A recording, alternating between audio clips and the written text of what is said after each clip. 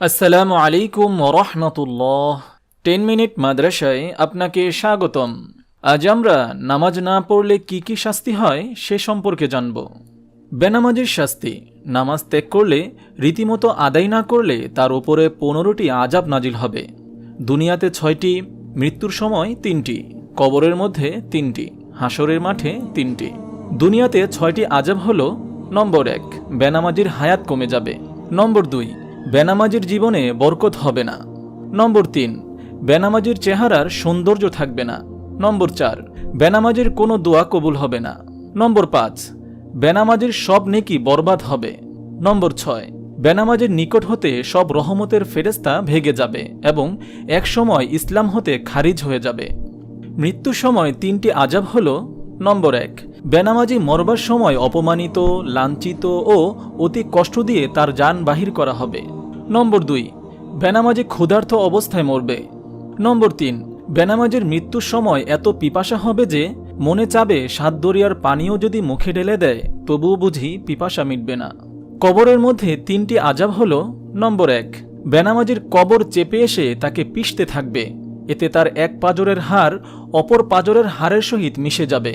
নম্বর 2, বেনামাজির কবরে দাউ দাউ করে আগুন জ্বলবে। নম্বর 3, বেনামাজির কবরে বিরাট বিরাট সাপ এসে ভরে যাবে এবং এক ফেরেশতা এসে জোরে জোরে গুর্জ মারতে থাকবে। হাসরের মাঠে 3টি আযাব হল: নম্বর 1, বেনামাজিকে আল্লাহ পাক গজবের সহিত ডাকবেন এবং বিরাট এক সাপ এসে তাকে খুঁজতে থাকবে। নম্বর 2, 30,000 বৎসরের পুলসিরাতের রাস্তা, যা হীরার চেয়ে ধারালো, চুলের চেয়ে চিকুন, আমাবস্যার রাতের চেয়ে অন্ধকার। বেনামাজি যখন সেই পুলের উপরে পা রাখবে সঙ্গে সঙ্গে পা কেটে টুকরো টুকরো হয়ে যাবে। নম্বর 2, বেনামাজির জন্য ওয়াইল নামক দুজক ঠিক করে রেখেছেন। ফেরেশতা কিয়ামতের দিন দুজকে ফেলে আযাব দিবেন। দুনিয়ার বেনামাজি বাদশাকে বলা হবে, কেন নামাজ পড়নি? সে বলবে, ব্যস্ততার জন্য সময় পাইনি। বলা হবে, সুলাইমান আলাইহিস সালাতু ওয়াস সালাম সারা বিশ্বের রাজত্ব পেয়েও কোনোদিন নামাজ ছাড়েননি। তুমি মিথ্যা ওজর করছো, হে ফেরেশতারা, ওকে জাহান্নামে নিয়ে যাও। রোগী বলবে, রোগের জ্বালায় নামাজ পড়তে পারিনি। বলা হবে, আইয়ুব আলাইহিস সালাতু ওয়াস সালামকে 18 বৎসর পোকায় খেয়েছে, তবুও সে নামাজ ছাড়েনি। তুমি মিথ্যা ওজর করছো, হে ফেরেশতারা, ওকে জাহান্নামে নিয়ে যাও। আরেকজনে বলবে, সন্তান অনেক ছিল, তাদের সেবায় ব্যস্ত ছিলাম। বলা হবে, ইয়াকুব আলাইহিস সালাতু ওয়াস সালামের ছেলে মেয়ে তোমার চেয়েও বেশি ছিল। ইউসুফের জন্য কাঁদতে কাঁদতে অন্ধ হয়ে গিয়েছিল, তবুও নামাজ ছাড়েনি। তুমি মিথ্যা ওজর করছো, হে ফেরেশতারা, ওকে জাহান্নামে নিয়ে যাও। বেনামাজি স্ত্রী লোককে হাজির করা হবে। সে বলবে, স্বামীর কাজের চাপে তাহার ভয়ে নামাজ পড়তে পারিনি। বলা হবে, ফেরাউনের স্ত্রী আসিয়ার স্বামী বড় জালিম না তোমার স্বামী বড় জালিম? জালিমের বিবি হয়েও আসিয়া নামাজ ছাড়েনি। তুমি মিথ্যা ওজর করছো, হে ফেরেশতারা, ওকে জাহান্নামে নিক্ষেপ করো।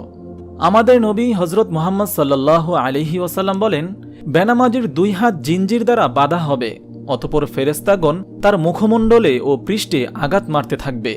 তখন বেহেশত তাকে ডেকে বলবে, ওহে আল্লাহর শত্রু, আমার সহিত তোমার কোনো সম্পর্ক নেই, আমিও তোমার নই এবং তুমিও আমার নও। তখন দোজক তাকে ডেকে বলবে, আসো আসো, আমার নিকট আসো, আমি তোমার, তুমি আমার। হাদিসে আল্লাহর নবী সাল্লাল্লাহু আলাইহি ওয়াসাল্লাম বলেন, জাহান্নামে লমলম নামে একটি জায়গা আছে, দেখতে উটের গর্দানের মতো দেখায় এবং 1 মাসের পথের ন্যায় দীর্ঘ ভয়ঙ্কর ভয়ঙ্কর সাপ দ্বারা ওই জায়গাটা পরিপূর্ণ। সেখানে বেনামাজিদেরকে ফেলে দেওয়া হবে। লক্ষ লক্ষ ভয়ঙ্কর সাপ বেনামাজিদেরকে পেঁচ দিয়ে ধরে মনের আনন্দে দংশন করতে থাকবে। ভাই ও বোনেরা আমার, আল্লাহ পাকের কাছে পানা চান ও পিছনের নামাজ কাজা করুন। অন্য এক হাদিসে হুজুর সাল্লাল্লাহু আলাইহি ওয়াসাল্লাম বলেন, দোজকের মধ্যে জুব্বুল হুজুন নামে বিরাট আকারে একটি ময়দান আছে।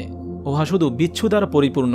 এক একটি বিচ্ছু খচ্চরের মতো উঁচু ও মোটা। বেনামাজিদেরকে দংশন করার জন্যই উহাদিগকে সৃষ্টি করা হয়েছে। মহান রব্বুল আলামিন আমাদের সকলকে সঠিক ওক্তে নামাজ আদায় করে আল্লাহ পাকের নৈকট্য হাসিল করার তৌফিক দান করুন, আমিন।